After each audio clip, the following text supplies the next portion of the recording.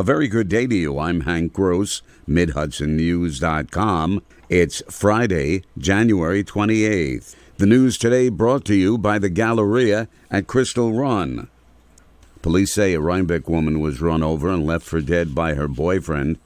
The man accused of killing Danielle DeStefano appeared in Rhinebeck court Thursday night in front of a capacity crowd.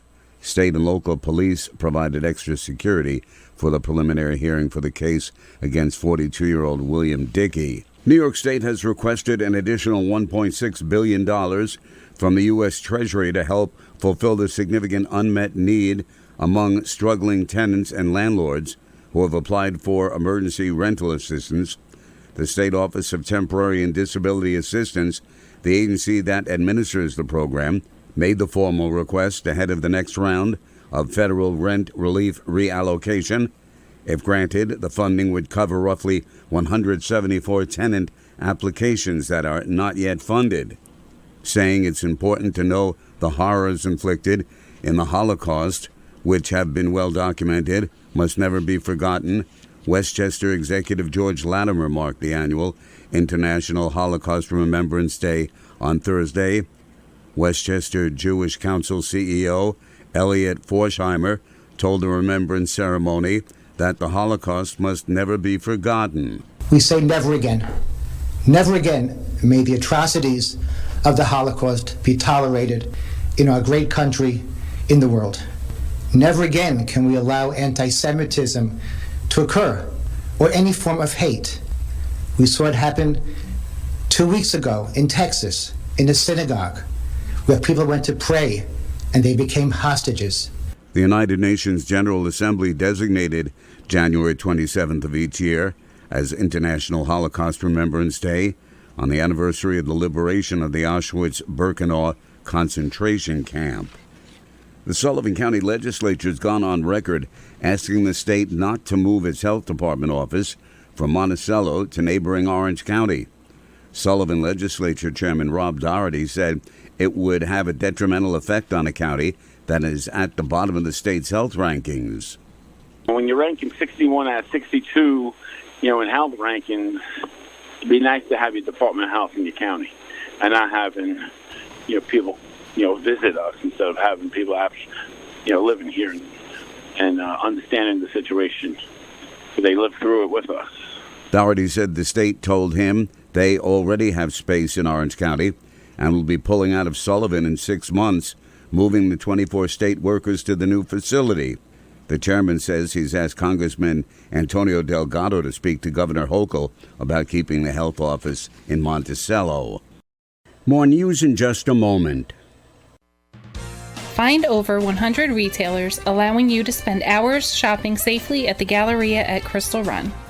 Enjoy the big brands and the diverse selection of family-owned stores all in one location.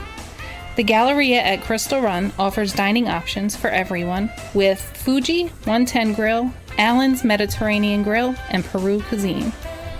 Discover the Mid-Hudson Valley's premier shopping, dining, and entertainment destination, the Galleria at Crystal Run.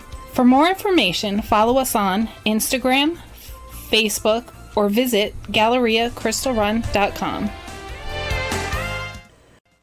A 31-year-old Kingston man's been remanded to the Ulster County Jail following his arrest on charges of stalking and harassment. The Ulster County Sheriff's Office said William Arundel allegedly held a woman in her car against her will during a physical domestic dispute at 10 a.m. on January 23rd.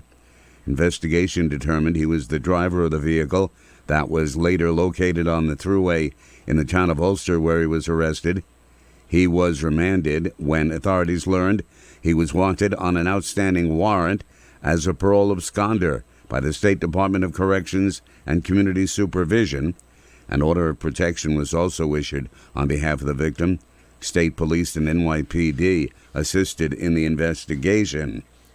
Within the span of 1 week, the Ulster County District Attorney's Office has obtained lengthy prison sentences from Judge Brian Rounds against 2 child molesters. 30-year-old Devin Harkins of the city of Kingston was sentenced on Thursday to 18 years in prison, followed by 15 years of post-release supervision. In November 2020, One of his victims recorded the attack and disclosed it to Kingston police. Harkins was arrested and indicted on charges of predatory sexual assault against a child and other charges. He pled guilty to 2 counts of attempted predatory sexual assault against a child. In another case, 36-year-old Navidad Rodriguez Rivera of Plattekill was sentenced to 15 years in prison and 20 years of post-release supervision. He was arrested by state police in August 2019 and charged with sexual offenses against a child in his family. His wife had noticed his conduct and, after getting confirmation from the child, reported it to police. A fire in a Marist College townhouse on West Cedar Avenue in the town of Poughkeepsie last night caused the entire building to be evacuated. The fire occurred around 9:30 p.m. Fairview Fire Department, assisted by the Arlington and Poughkeepsie Fire Departments, responded to the fire in a room on the second floor of the unit. The fire was extinguished in about 15 minutes, and the first responders then checked behind the walls to make sure the fire had not spread. The unit sustained heavy fire, smoke, and water damage. I'm Hank Gross, MidHudsonNews.com.